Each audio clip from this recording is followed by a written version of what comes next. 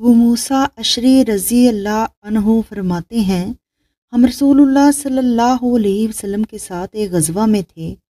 جب ہم لوٹے اور ہمیں مدینہ دکھائی دینے لگا تو لوگوں نے تکبیر کہی اور بلند آواز سے تکبیر کہی۔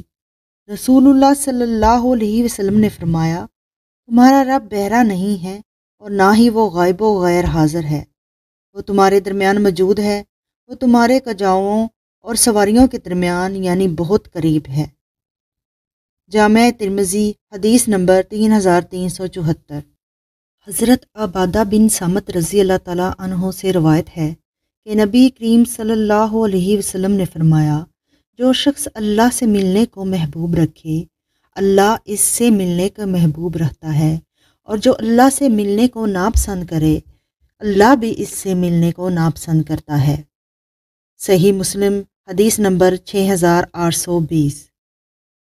حضرت ابو ہریرہ رضی اللہ تعالیٰ عنہ سے روایت ہے، رسول اللہ صلی اللہ علیہ وسلم نے فرمایا، اللہ عز و جل فرماتا ہے، میرے بارے میں میرا بندہ جو گمان کرتا ہے میں اس کو پورا کرنے کے لیے اس کے پاس ہوتا ہوں۔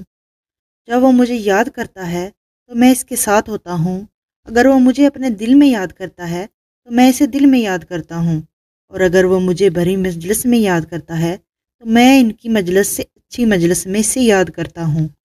اگر وہ ایک بالشت میرے قریب آتا ہے تو میں ایک ہاتھ اس کے قریب جاتا ہوں، اور اگر وہ ایک ہاتھ میرے قریب آتا ہے تو میں دونوں ہاتھ کی پوری لمبائی کے برابر اس کے قریب آتا ہوں۔ اگر وہ میرے پاس چلتا ہوا آتا ہے تو میں دوڑتا ہوا اس کے پاس آتا ہوں۔ صحیح مسلم حدیث نمبر 6805۔